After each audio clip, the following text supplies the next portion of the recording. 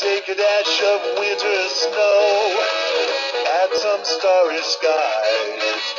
Look at those candles glow, lighten up the children's eyes. Hello everybody, it's the Eric Freeze, and I was at work today and noticed this in a dumpster. I don't know anything about it, but I had to save it. It was a pain riding this thing on my bike home, but it's here, thankfully. Its cord is frayed. I was able to fix it temporarily with electrical tape for the time being. But, yeah. It's missing its front grille. I have no idea of an OEM, if anyone knows. A few people have made a bit of recommendations. I'm in a post I made in iHeart Fans Facebook group. I believe this is either a Markel or a WT Grant, but really have no idea. So yeah, it has a thermostat. Someone bypassed that, and they only have the control panel here wired in. It's 2-speed, electrically reversible. Push buttons. My plan is to restore this summer. I mean, we've been interrupted again. So we might as well fire it up before I get to that. I believe this may have had one of those plastic air diffuser grills on it. It's my personal guess. The handle, I'm not sure is original or not. You can tell where it holds up to, probably on the back. 2 screws, Venturi ring. I plan to sand this down, prime it, and I want to paint the case like a bright yellow color. I think that would look nice. And then the blade, depends, maybe the center hub I'll paint, and then the outside will probably be polished up. We'll see about that. Motor probably needs a good rebuild. This will probably be my biggest restoration project I will ever do on the fan, but we'll see. Anyway, let's get on with low speed. I have to figure out something for the front grille if anyone has any recommendations of something that will actually look good. Here's low.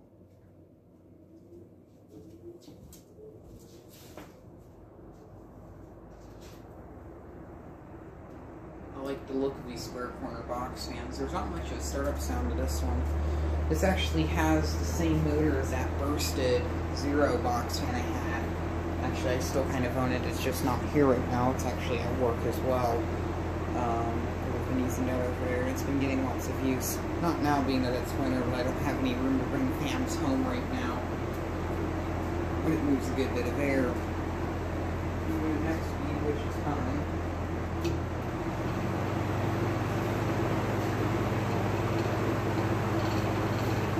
Rattles a bit. If I do get this restored, this will probably be a fan I'll use quite often, being that I really like it.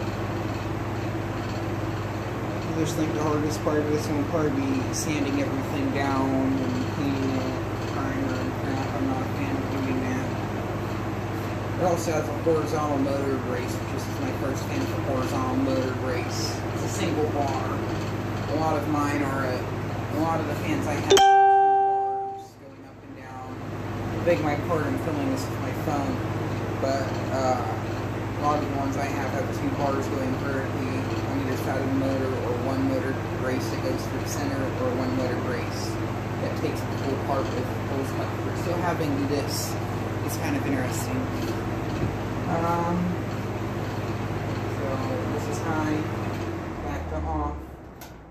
We will switch this to out. The thing that's going to be a pain is probably dismantling this thing, because it has a lot of bolts on it. I'm trying to think of a brand name I could brand this under once I finish restoring it. For some reason, looking at it, I remember someone had an older Lakewood like this in one of the fan groups that was branded under the name The Treasury, and for some reason I really like that name. So once I finish restoring this, this may be rebranded as The Treasury. We'll wait for this to spin down because this thing has very good bearings. I believe it's a bit off balance. It doesn't really seem to be too badly out of balance.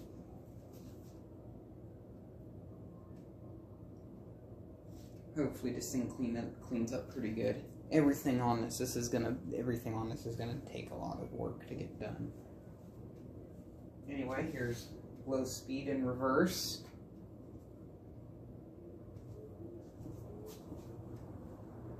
It has a very nice startup sound. It has that nice harmonizing speed to it. And because of how the blades are pitched, I'm expecting this thing to move as much air on reverse as it would on intake. As you can tell by the current, it's not even on high speed. We'll run it up to high. I'm not sure if it's a 20-inch or a 22-inch, but it looks pretty big. I can't tell because sometimes these box these older antique ones, they have very big frames and you think that it's a 22-inch, but it's really a 20-inch. But I'm genuinely looking at how big the frame is and how close the blade is to the side of the Venturi ring, so I'm going to assume that this is possibly a 22-inch. And it just sucked up a piece of dog hair. And it looks like it seems to be vibrating. I can't tell if it's vibrating or not. It looks like it's vibrating. This thing is heavy. Besides that, GE may have... This is probably the heavy one. And by the way, this thermostat doesn't appear to be functional. I think it's been disconnected. But, yeah. Colder. So it's all the way over here to turn off. I'll have to have a look at the thermostat. At least the knob is still there. It looks like the wire to it was just cut and someone rewired it at one point in time. I have a feeling the original cord got pinched off or something. We'll wait for that to spin down in reverse, but then I'll show the back side of it, and I guess we might as well get up close. I'll show the motor, we'll do startup sounds and all of that kind. After this spins down, I don't know why I'm waiting. Just take it that it has good bearings. Well, this thing's motor is definitely going to have to get cleaned. Yeah, I don't think it will run very good like that. And you can actually see it looks like it's actually spent a bit of time in reverse too, judging by the amount of dust on the backside of the blades as well. You can really see how the control wires have worked. And you can see here, the wire coming off of this looks like it's just been snipped. And it would go into here and come off of this line here, which probably is live and I shouldn't be touching that. Grill on the back's held on with clips. Same with here on the bottom, I'm pretty sure. These lift up, and then this comes off here. Front has, if I can get around to here, it has these things which screw on the grill. I'm guessing it's one of the plastic air diffuser kind. Oh, there's a data panel here. Let's read it. I just noticed that. Let's see if we can get some Wells Product Sync. Made in USA, motor operated fan. Model CW 208. Buffalo, New York. Guess this is gonna be the Wells. Yeah, that's disgusting. Can't find any information on the motor. I think these are Westinghouse motors. There's an oil port. There's probably another one there. Yep. Oil ports designed to be oiled. Actually, you know if there's oil ports on a fan, it means it's a good one. Here's the control panels. I'll show you one for the thermostat. Automatic.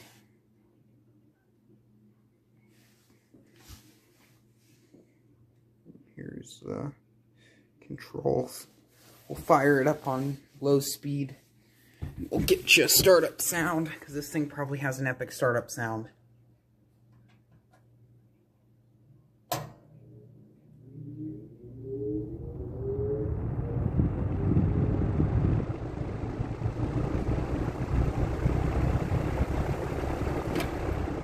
There's that. We'll wait for it to spin down and we'll do high.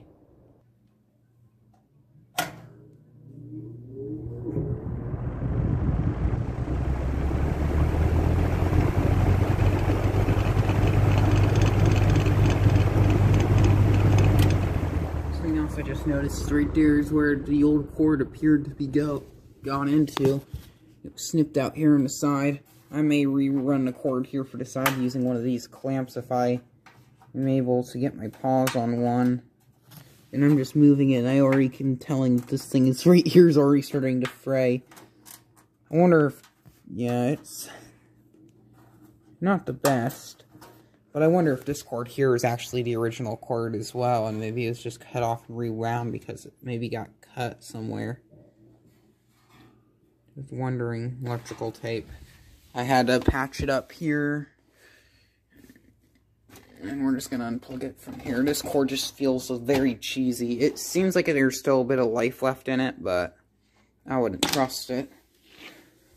And I have a good feeling this fan here is going to clean up pretty good. It may not. Maybe it'll just be a work fan for the rest of its life.